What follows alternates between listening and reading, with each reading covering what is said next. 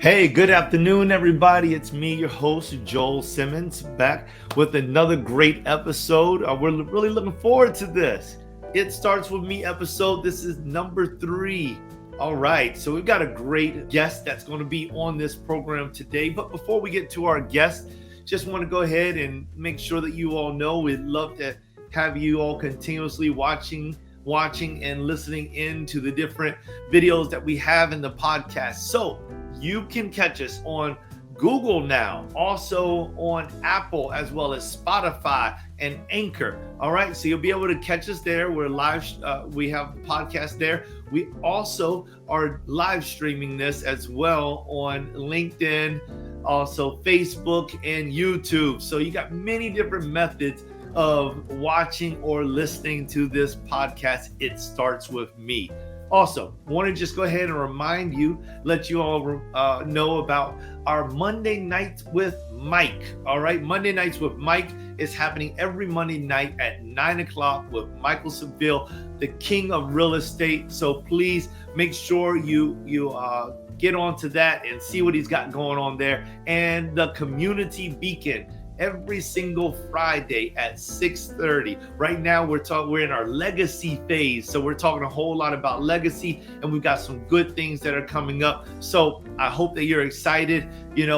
Come on in. Make sure you like, love, and subscribe, follow. All right. So now, what do we have going on here? What are we about to do? We're about to get this great story from a young man who has done wondrous things. He has traveled onto different continents, started his own business at the age of 14. I mean, this guy is amazing, y'all. Amazing. Just wait. You'll love him. All right. His name is Sam Samuel Hoffman, and he has a business. It's called the SCA, Sam's Consulting Agency. He is the owner, the founder, the certified business consultant and coach.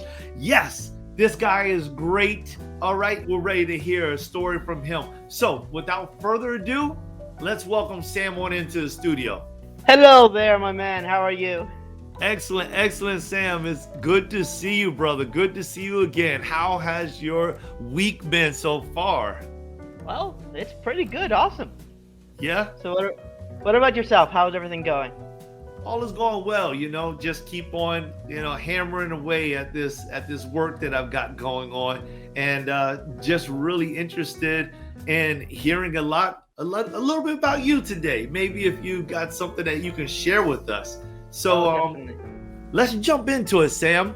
You made multiple transitions in your life, and I wonder if you could think, if you had the moment to think about a particular transition that really just kind of shaped your life or changed things for you in such a magnificent way. I wonder, what would that transition be, and what inspired you to make that transition? As I told you before, I don't come from a very good background. I had a really hard childhood. As I told you, I was sexually molested when I was around 8 years old. No, between 8 and 9. So that is the time that it got really hard for me. I could not actually communicate with my family. I didn't know how to communicate with my twin. I could not communicate with anybody, to be honest. It built up rage. A few years down the line, my mother and my father noticed there was something wrong because I was just angry, I was frustrated, I was violent. They took me to a therapist. She felt there was something wrong. She said, point your rage at something. She's like, if you don't know where it's coming from, do something proactive. She's like, do something you like, do something that interests you. And at that time, I was really into cars. So I was around 14 at the time. With a little bit of help from some friends, we would buy the cars and we'd keep them in their names because, of course, they were older and they had licenses. We'd keep them in their name and I would just buy and sell. That was my first business. That's when I started. remind me there, Sam.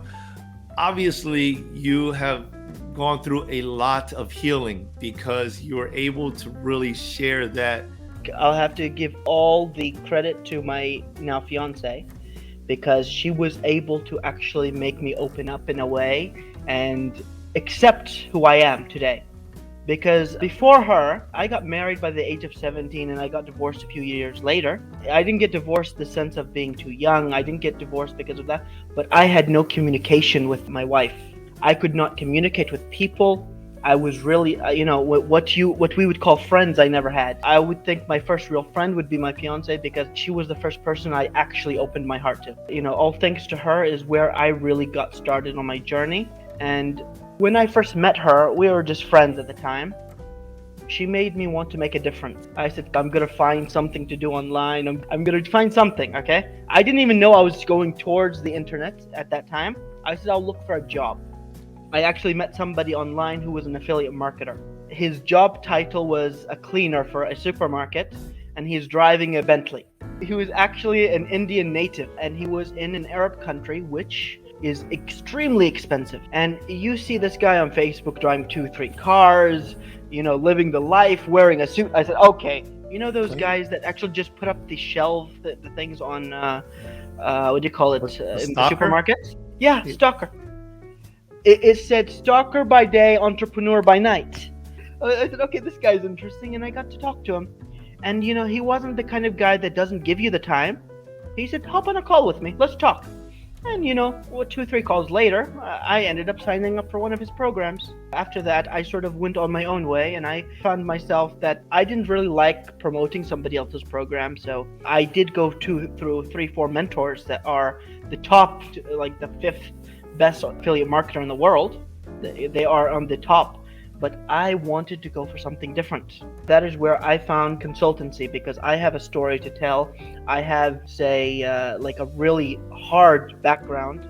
I went through so many different trials, and I want to share that with people. I want to be able to help people who are either were in my situation or have felt the same pain that I have. I got a question for you, Sam, because it sounds like we're talking about, you got like 2 different transitions going on here. So you had, I would say 3. Was that 3? Oh, okay. Yeah. So now you had one where, you had this really rough childhood and you were abused, and then you met, was that when you met your fiance and went into the car? No. I met her years later. What got me to selling cars? We actually had a nanny at the time. She would tell us stories, like fictional stories of men who came from nothing. We would talk about Sindbad and stories of different, we call them entrepreneurs today. Back then they were called merchants and different things. You would hear these old stories, these old tales. I was always thinking about how these people came from nothing. They came from war backgrounds, they came from hardcore backgrounds, and they built lives for themselves. They had a certain prophecy of sort from where she came from. Like, I was born with a star mark on my back. You got certain, like, dots. Nobody's body is perfect. So I got, like, a star shape on my back.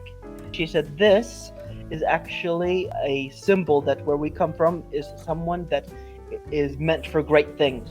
She really put that image in my head and was like, I'm special. I will be great. Whatever I do, I'll be great at it.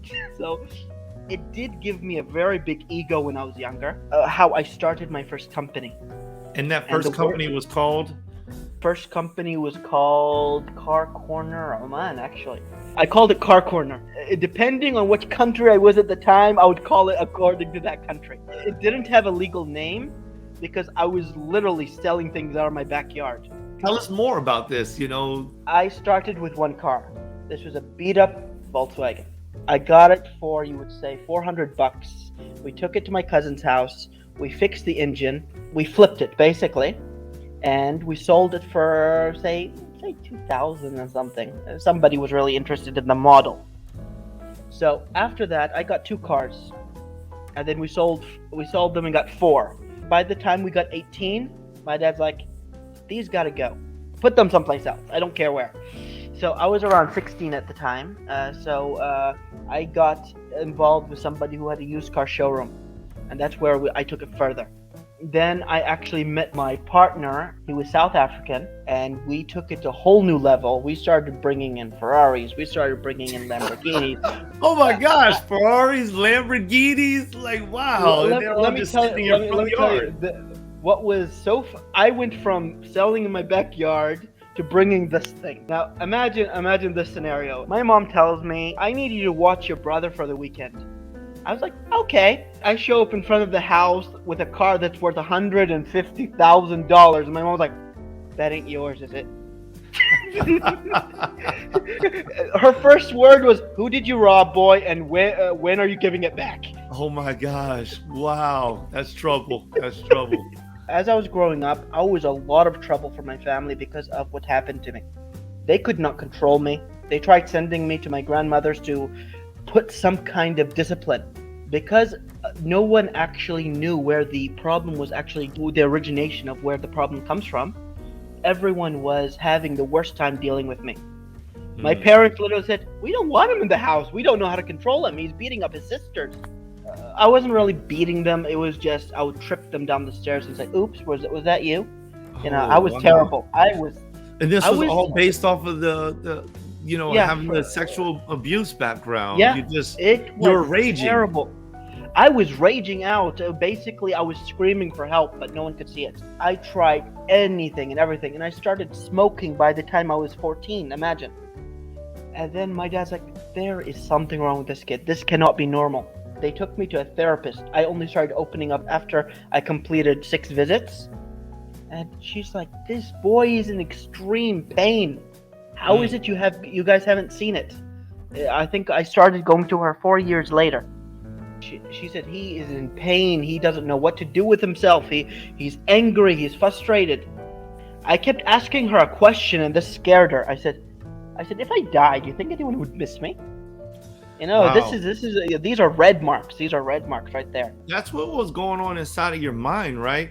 And then you started your car corner, the car business, and you started doing great things. I mean, you had to be making good money with Ferraris and Lamborghinis. Money. I actually played the game because I know I didn't have the money at the time. So I would make a deal I got an investor.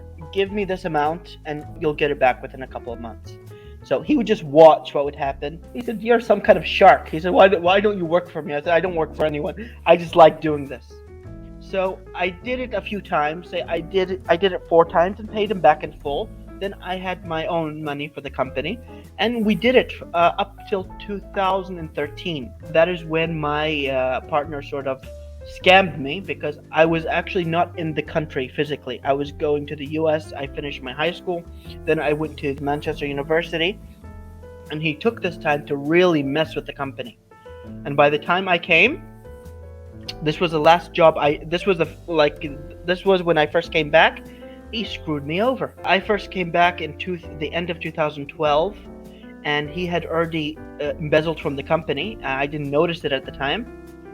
And he told me he's going to go off for a weekend. I said, all right, sure, I'll take over. He said he'll have one of the assistants bring me the papers. He disappeared before the assistant came with anything. Oh, wow. Oh, man. I looked at the paperwork. Everything was going good. 10 days before that day, he cleared out all the bank accounts and everything. So 2 questions for you then. Yeah. Right. So 1, starting that business and really blowing up, did that help you to overcome the rage that you had inside, or at least no? When I say rage, it's more of a wrath, to be honest. And it was, let's put it, from being a loud and uncontrollable wrath, it went into a silent wrath. So I had something to focus on. The second question would be, after you made that transition, would you consider that to have been the most difficult moment? Transitioning from going from this abusive relationship into a car salesman, entrepreneur at such a young age, and then all of a sudden being robbed and boozled. I didn't know what to label myself as. I didn't even know I was considered as an entrepreneur. All I knew, I loved selling cars. I loved the idea of playing with cars. It was a game to me. It wasn't actually a business. As I tell many people, I said, do what you love, because that is what will drive you. So this is one thing I did for personally. I loved it. There's nothing that compared at the time, because I was a car fanatic. By the age of 7, if you asked me any car, I'll tell you its power source, where it was made, and what mark it actually was. If you got it wrong, my uncle, actually, I'll give all credit to my uncle. When I was 5 years old, he sat me down and he said, "Boy, study." He brought me all these car magazines. He said, "Okay, boy, study." I said, "For what?" He said, "We're going on a trip." He would take leave for 3 months. He's a lazy guy. He doesn't like to do anything. The one thing he loves to do, he takes that, that yearly leave, let's say 3 months, 2 months, whatever he gets. He'll go to dealership after dealership and taking those pamphlets and getting those poor salesmen to talk about the cars and everything, and he makes them think that he's so interested, and it's just a hobby. And through the years, I learned about so many different cars, so many different marks, how cars worked, how engines worked, what kind of tires to buy, what kind of things you can upgrade with. You could like a whole dictionary about cars. It gave me a drive to go towards that. Yes. So maybe even an outlet. Yeah. So when it sort of blew up in my face, I didn't have a plan B. I just froze. Up till 2000 and I think 2015 or 2016, I'm not sure, because the years are blurry, because I've got bipolar, and I didn't know I had bipolar until 2020. That is when I started taking medication for bipolar. Bipolar and thyroid. It turns out I have thyroid as well. Because from 2013, when all this happened, I was around 72 kg. Yeah, from the smack in the face that I got, my weight went up to 195 kg. 198, sorry.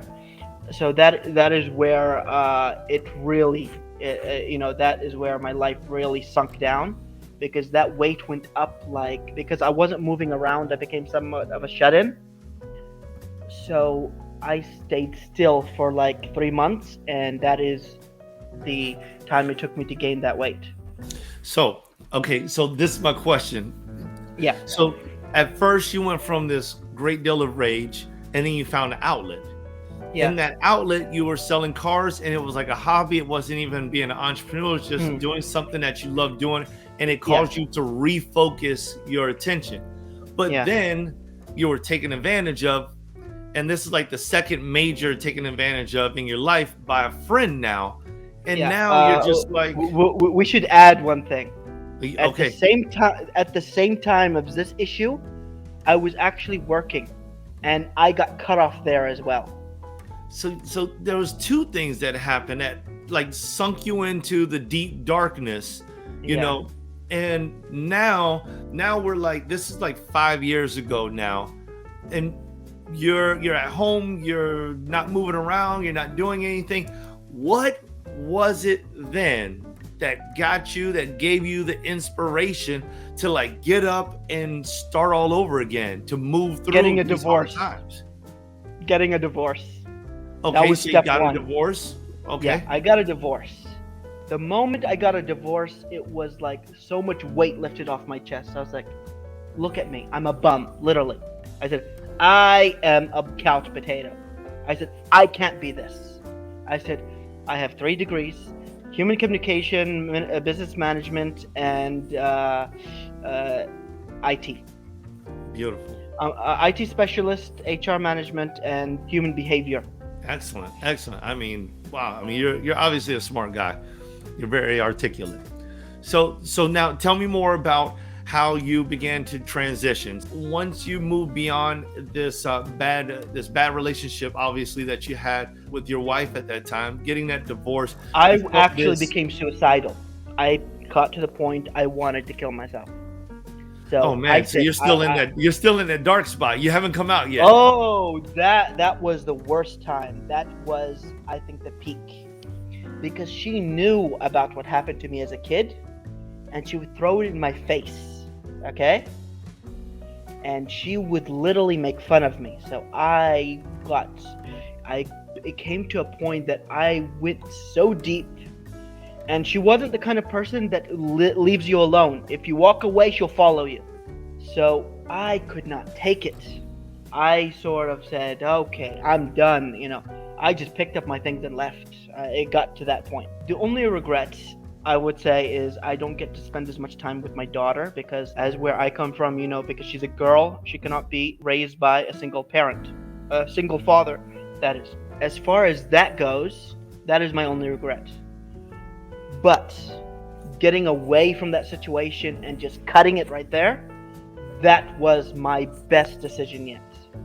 Because it opened my eyes to a great opportunity, and that was, like, as I said, think of myself first. That was step one. And I had to take a really deep look at myself. See, where was I as a person? First of all, where was I in my life? Where did I stand in a community even? I had lost like a self-actualization. You started to ask yourself questions to get to know who you really are. Yeah. First of all, I had lost my name in the community. I didn't have I didn't have even a like you would say, what's the word I'm looking for? I didn't have a name. For instance, let's try to look at it in that way. Everybody has their own their own self. You know who you are as a person, but I didn't have that. I was at a point I was completely done. I didn't know where I was going, or anything. Actually, I learned an exercise back then because I was just watching YouTube, trying to find some kind of exercise. And I sort of learned one of these techniques. You talk to yourself in a mirror. And I did this a few years ago. And actually, a friend of mine, just some time back, she reminded me of this. She actually gave me more detail about it, because you don't find this much information on YouTube. They just give you hints of what to do. She was like, you have to actually talk to yourself as a person, not just as your reflection. You need to talk to yourself as a person and tell yourself you are enough. You are unique. You are perfect in your own way. Everybody is unique. Everyone's perfect. Everyone is beautiful. We are all beautiful creations of God Almighty. So, and when I hear those kind of words, no matter if it's from my friend, when you hear those words, okay, from anybody who says that to you, it makes you feel amazing, okay, because it reminds you are also human. You are also you also make mistakes. No matter where you come from, no matter what background you come from, we're all human. We all bleed. We're all made of flesh and bone. So, if somebody can do something, you can do it. Okay? So that is, I really took that as a really big plus point, and I started looking for a way out. And especially, let me clarify this. I had $300,000 on my head in debts, and that's not a small number, especially if you have nothing. I lost my job. I lost everything. I lost my identity. I lost, there was nothing left. I had to start from scratch. Starting out, I started with nothing. I sacrificed my time, I sacrificed my effort, everything to start. I borrowed money from friends, from family, to actually get mentors and get coaches to help me. Along the line, I met friends, I met people who I can rely on. I would say my best friend today, other than my fiance, would be a great guy who was my first mentor. He's from Denmark. He's closer to me than my own family. He is my first mentor. That's powerful. So then, where are you now? Are you successful now? Are you doing well now? At the moment, I would say I'm comfortable, but not where I want to be. But you're heading in the right direction? Is that what you would say? Yes, definitely. Becoming certified was the first step. So now the second step is to actually complete my goal. And I don't know if Sam, we got a comment that said family isn't always blood. Yes, I actually agree with that. See, family isn't always blood. I have to agree with that term, because growing up, I was really, really not in a good situation with my own family. I have one friend that is now, we have been friends for over, let's say, 12 years. We are like brothers. When you put us together, we act like children because we met each other when we were so irresponsible. If you put us in the same room, even today, we cannot act appropriately. His wife does his best to keep, tries his best to keep him away. So it is like one of those friends that you have that is like he brings the fun out of you. That he's my one and only friend that I've got in my life, as a friend, as I would put it. And then I've got my mentor that I call him. I call him a brother from another mother, if you know the term. Yeah, So, yeah, absolutely. Because see, let me explain who he is. He's a high ticket affiliate marketer and a coach, and his normal rating, we were talking about, say, $5,000, $2,000 to $5,000, something in between. He took me on for $20. He said, if you can put down $20, I'll coach you. So that was the beginning for me. That he taught me the techniques, the strategies, how to work. I made a few sales on low ticket programs. I got into a high ticket. I learned from those. Then I went and started looking for consultancy programs. And so far, I've completed over a year of learning different programs and seeing, say, a different sort of rhythm in my head. Sam, I think that's really impressive. I mean, from all the different things that you've gone through, it seems like you have a much brighter perspective of where you are, who you are, and where you're going. And on this show, we like to discuss time and chance. And it just seems that, if you keep on pressing to do the right thing, to make the best out of yourself, opportunities will show up. You be the real you, opportunity will show up. And if you can take advantage of that opportunity right at that moment, it may change your life completely. And it seems like you did that. Let me share a quote with you, but I don't know who it's by, okay? It literally says, do not forget to be a nice person, no matter the toxic situations you've been in your past. I don't know who actually wrote this quote, but it actually drove me for a lot of years. It reminded me to be a good person, especially even though I went through toxic situations, met toxic people. It still reminded me of who I wanted to be as a person. So, that is, it's awesome. Actually very beautiful. Awesome. Well, we're going to go ahead and close on that note right there, Sam, because I love that positivity and that was something to drive you into doing something so great. Yeah, awesome. Do not forget to be a nice person despite the toxic situations that happen in your past. Hey, Sam, with your career now, with what you're doing now, we just want to make sure that everyone knows you can reach out to Sam. He is a business consultant and he also is a coach. He does some great work and helps people out. He knows a lot of things about digital marketing, etc. All right, we got Sam right there. Come on, Sam, and just let the people know exactly what you do. And we're going to close on out of this show. So tell them what you do and how they can reach you.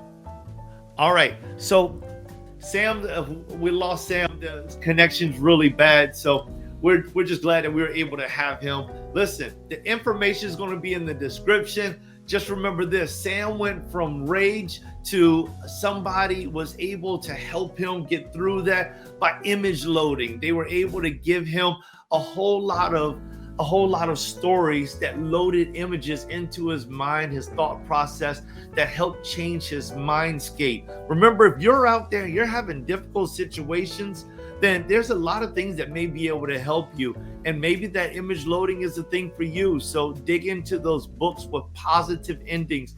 Don't read into those books that are negative. Stay away from the movies that are negative. But you want to find something that can self-inspire you if there's not somebody that's close to you, like Sam's nanny that was close to him and just loaded him up with positive imagery and taught him what type of person she saw he was. A great individual, motivated, inspired. And then just remember, stay studying, y'all. You don't know what the next day will bring. And though it may be dark, it may be gloomy, listen, don't worry about that. practice, and perfect practice makes perfect work. So you got to get out there. You got to learn something, whatever you're passionate about, learn more about it, learn more about it, learn more about it. Because one day the opportunity, just like for Sam, may present itself. And you have to be willing to go ahead and say, yes, I'm ready to take this opportunity.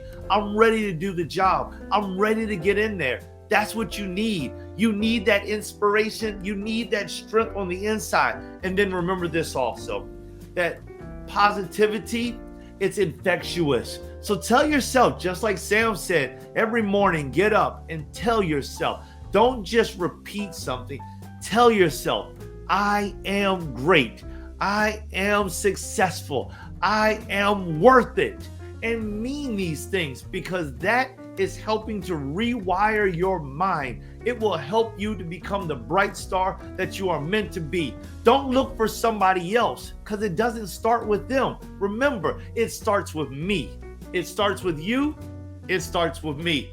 All right, we're looking forward to see you on the next It Starts With Me. Take care. Peace.